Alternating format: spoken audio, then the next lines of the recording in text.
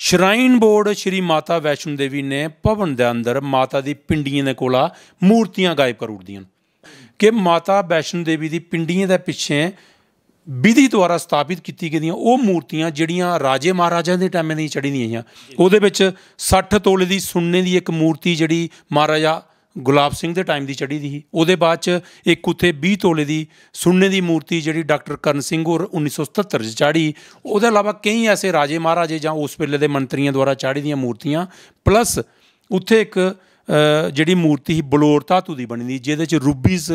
माणिक नग लगे दे जिहड़े कि बेशकीमती तुस जानदे गो। वो सारियां मूर्तियां इस वेले उत्थों दा गायब न जिहड़ा कि एक संगीन इल्जाम है श्राइन बोर्ड के उपर। लेकिन असें RTI लाई, श्राइन बोर्ड आनाकानी करदा रहा। उहदे बाद च उन्हें जवाब दिता कि असें वो स्ट्रांग रूम च रखी दियां न। मैं तुहाड़े माध्यम कन्नै साढ़े धर्म के जिहड़े जुड़े दे लोग न, जिहड़े धार्मिक जिहड़े साढ़े लीडर न जां जिहड़ियां संस्था न, उन्हें भी पुछना चाहना कि क्या एक एडे बड़े तीर्थ स्थान पर विधि द्वारा स्थापित की गेदियां मूर्तियां, पूजा करने स्थापित की गेदियां मूर्तियां की स्ट्रांग रूम च रखना जायज़ है या नजायज़ है? NGT जिहड़ी साढ़े हिंदुस्तान की एक एड्डी बड़ी संस्था है, उन्हें श्राइन बोर्ड की सफाई का अवार्ड दिता। लेकिन मैं तुसें आखना चाहना कि तुस मीडिया वाले सारे लोग बाण गंगा के अंदर एक दिन चलो, तुसें मैं दसना चाहना कि किस किस्म की सफाई है। बाण गंगा के अंदर जिन्नी घोड़े की लिद्द वगैरह सारी जिहड़ी है, वो सारी बाण गंगा के अंदर है। नमस्कार, तुस दिखा करदे हो सीधी लकीर ते आऊँ आ सुरेंद्र सागर। श्री माता वैष्णो देवी श्राइन बोर्ड की स्थापना 1986 की गई ही। कारण हा कि यात्रुओं की हर किस्म की सुविधा जिहड़ी है उत्थों है, पर उस तो पहले माता दे भवन की सेवा रख रखाव पूजा अर्चना बारीदारें द्वारा की जाती ही। और बारीदार माता दे त्रिकुटा पहाड़ें दे लागै दिग्गै बसे दे ग्राएं दे गै बसनीक होंदे हे। और ये रीत ये प्रथा सदियों थमां चलदी आवा करती ही। पर श्राइन बोर्ड बनने के बाद बारीदारें गी इत्थों ढाई दिता गया और अज हज़ारां परिवार न जेड़े फाका कशी का शिकार हुआ करते हैं। कि कारण हा कि श्राइन बोर्ड का गठन करना पिया या बारीदारें दे के मुद्दे न के मुश्किलातां उनेंगी आवा करदियां न, इस सरबंधै च अस गलबात करा करने आ। साढ़े कन्नै न बारीदार संघर्ष कमेटी दे सदर शाम सिंह होर। शाम सिंह जी, सीधी लकीर च तुंदा स्वागत है। थैंक यू सुरेंद्र जी। के कारण पिया कि उस वेले दी सरकार गी श्राइन बोर्ड बनाना? देखो सुरेंद्र जी, मैं तुसें दसां कि 1986 च उस वेले दे गवर्नर जगमोहन होरें बाई फोर्स राती 12 बजे उत्थे CRP आर्मी भेजी है, बारीदारें गी उत्थों दा बाहर कड्ढी दिता। और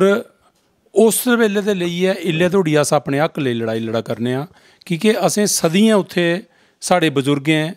हज़ारां साल जदों दी माँ वैष्णो इस त्रिकुटा पर्वत पर विराजमान होई दियां न, अदों कोला लेइयै 86 तोड़ी साढ़े बजुर्गें उत्थे सेवा की। बारीदार असेंगी तां आखदे हे कि अस बारी बारी जाइए उत्थे अपनी सेवा दिंदे हे, पैरा करते हे, तां असेंगी बारीदार आख्या गया। तो उस वेले दे गवर्नर ने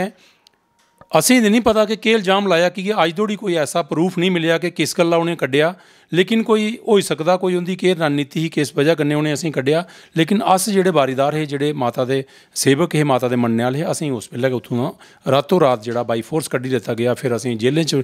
ठोकी दित्ता गया। और अज तोड़ी अस अपने हक लेई लड़ा करने आं जी। आखदे हे उस वेल्ले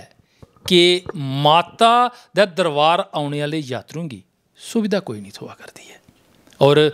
यात्रुओं की संख्या जिहड़ी वो बड़ी मती ही। इसगी दिखदे होई सरकार ने, उस वेले दी सरकार ने श्राइन बोर्ड का गठन किया। तो क्या उस वेले सुविधा नहीं आई?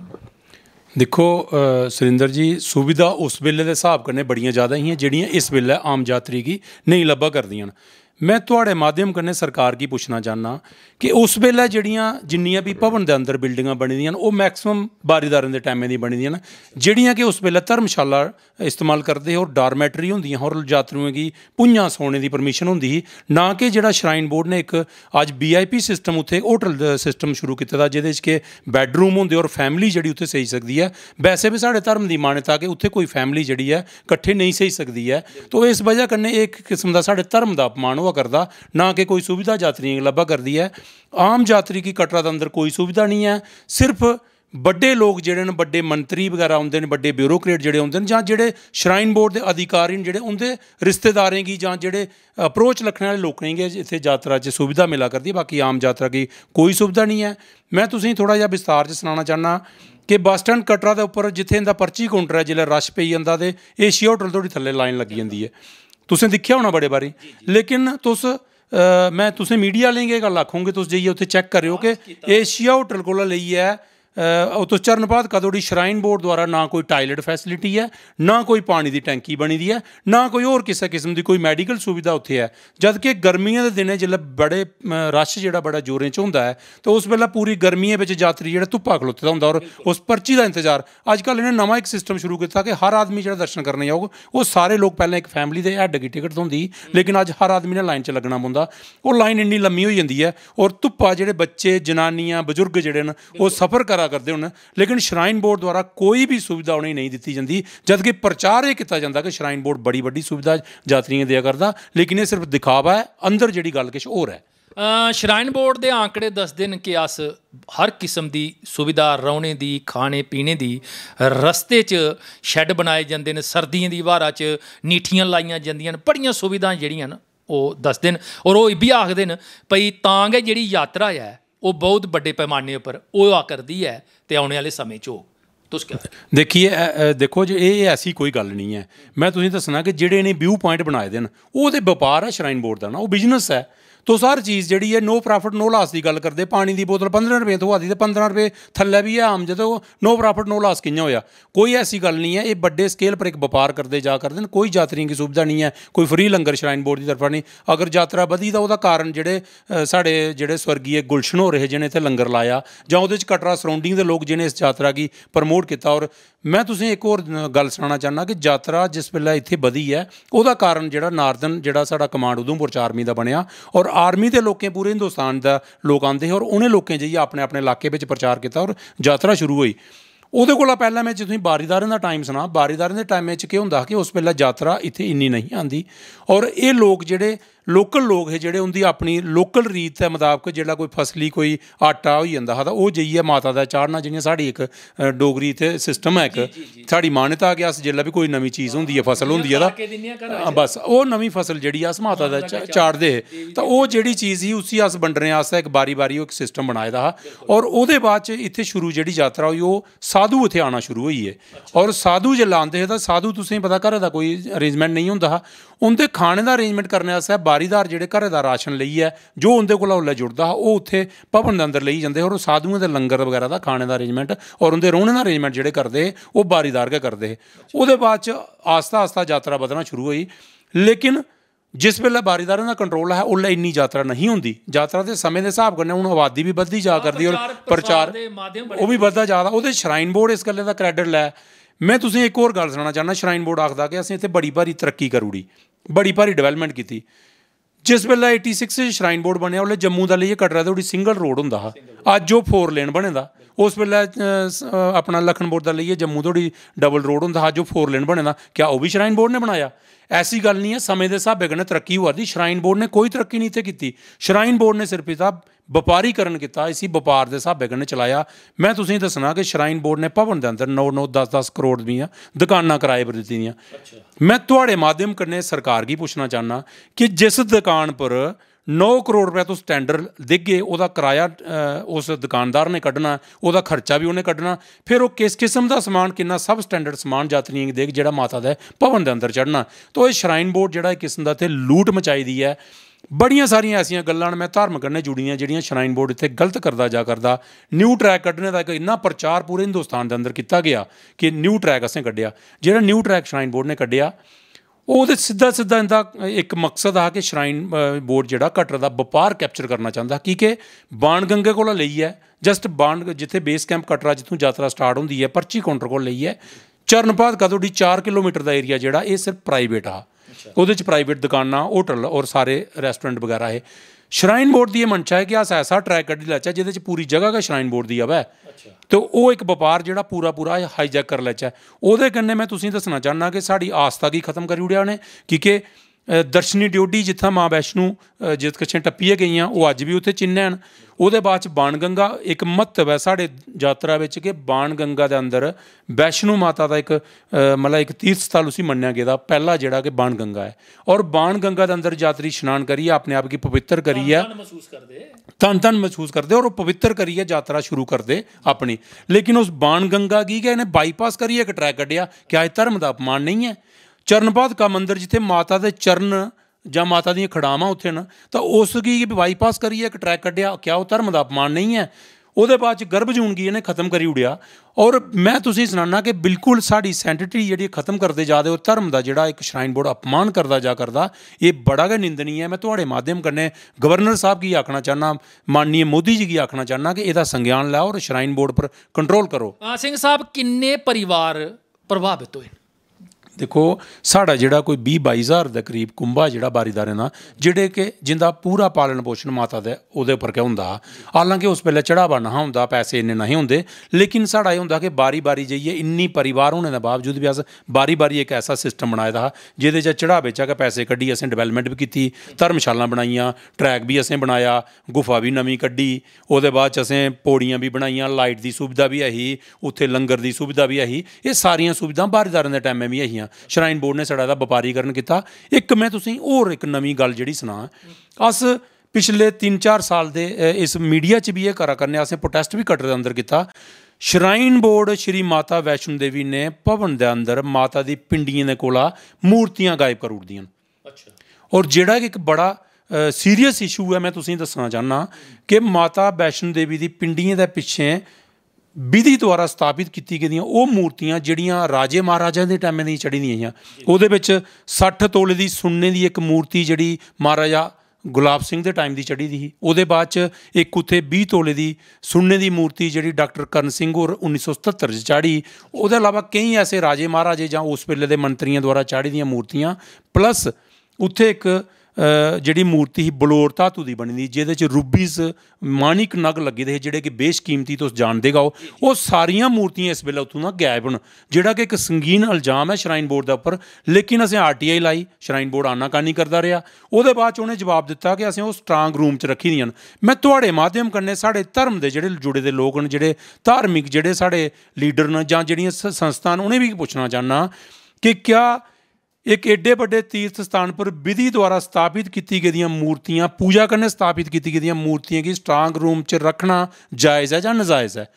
और मैं दावे कन्नै आखना चाहना कि उत्थे भी श्राइन बोर्ड झूठ बोला करता वो वैसे मूर्तियाँ स्ट्रांग रूम च हैन गै नहीं हैन वो मूर्तियाँ मैं दावे कन्नै आखना चाहना कि श्राइन बोर्ड द्वारा कुदै बेची उड़दियां न जां ओहदा कुदै गलत इस्तेमाल होई गेदा जेह्दा कि साढ़े धर्म का सीधा अपमान है मैं तुहाड़े माध्यम कन्नै गौरमेंट ऑफ इंडिया की आखना चाहना माननीय मोदी जी आख देन कि अस नहीं खागे नहीं खाना देगे तो मैं ये आखना चाहना कि श्राइन बोर्ड श्री माता वैष्णो देवी दी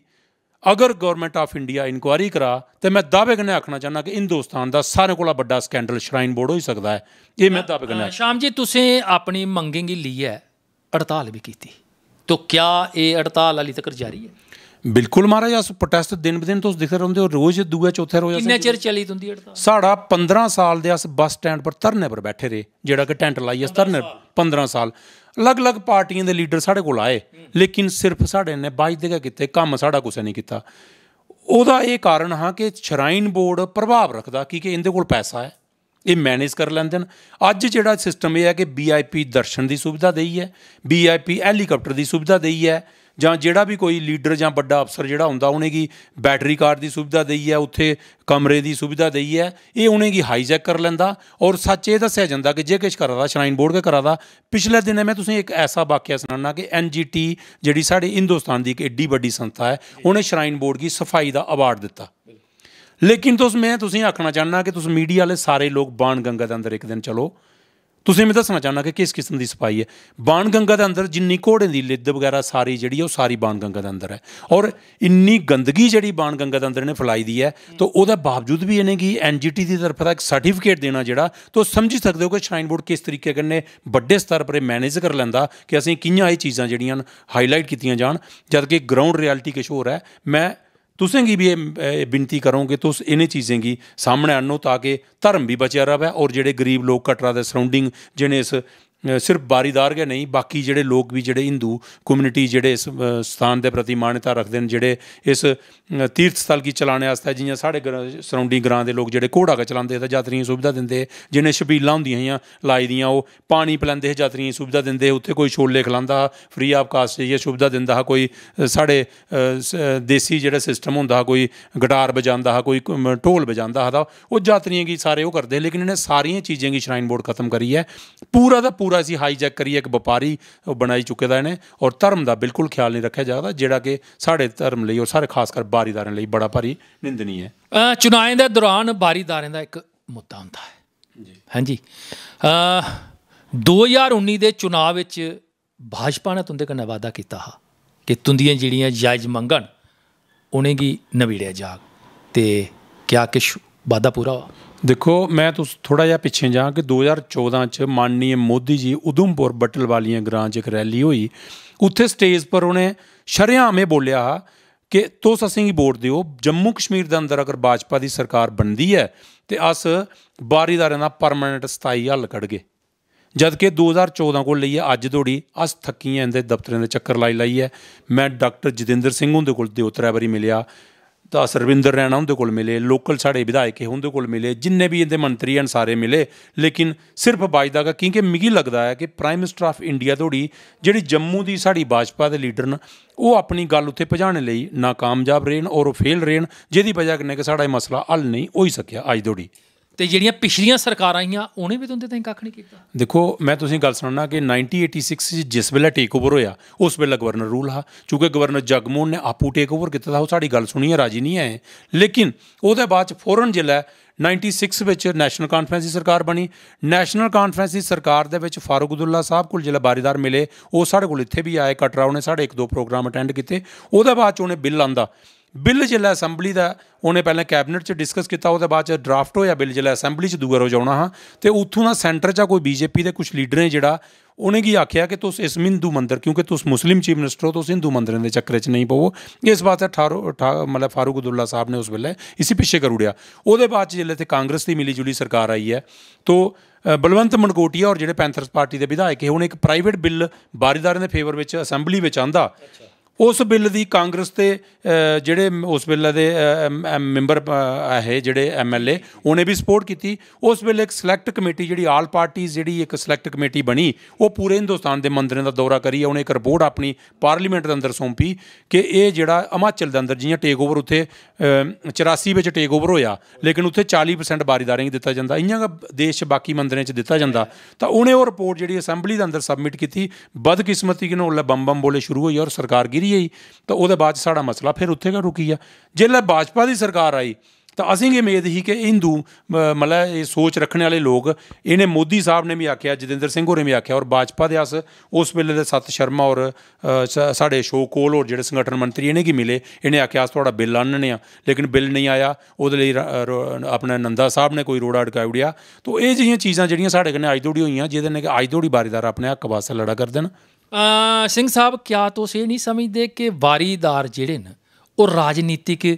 तौर पर कोई कमज़ोर न, कि उनकी गल जिहड़ी है वो कुसै भी राजनीतिक पार्टी ने गंभीरता कन्नै नहीं? देखो मैं तुसें दस्सना चाहना कि ये गल तुसें बिल्कुल सच आखी कि राजनीतिक तौर पर अस कमज़ोर है। उसदा कारण क्या है कि अस प्हाड़ें च रौहने वाले लोग है, क्योंकि अस इन्ने पोलीटिकली अवेयर नहीं है जिस चीज़ का इन्हें अज धोड़ी साड़ा फायदा चुक्या। लेकिन मैं थोड़े माध्यम कन्नै हूँ इन्हेंगी सारी पोलीटिकल पार्टियें गी चेताना चाहना कि हूँ वो गल नहीं चलनी है, हूँ बारीदार अवेयर होई चुके दा, और अगर ये पोलीटिकल पार्टियां साड़ा मसला हल नहीं करदियां तो फिर अस सोची सकने कि अस पोलीटिकली नहीं कुत्थे नुकसान पजागे। सिंह साहब, तुसीं साढ़े कन्नै गलबात कीती, तुंदा मता मता शुक्रिया। राजनीतिक पार्टियां जनता जनार्दन कन्नै वादे करदियां, पर वादे ये उस वेले करदियां जिस वेले चुनाएं दी दौर जिहड़ा है वो शुरू होए दा होवे। चुनाव जितदे गए जां चुनाव मुक्कने दे परैंत ये वादे जिहड़े न ये वादे गै रेही जंदे न। सज्जनों, अज दे अंक च इन्ना गै। मिगी दिओ इजाजत। नमस्कार।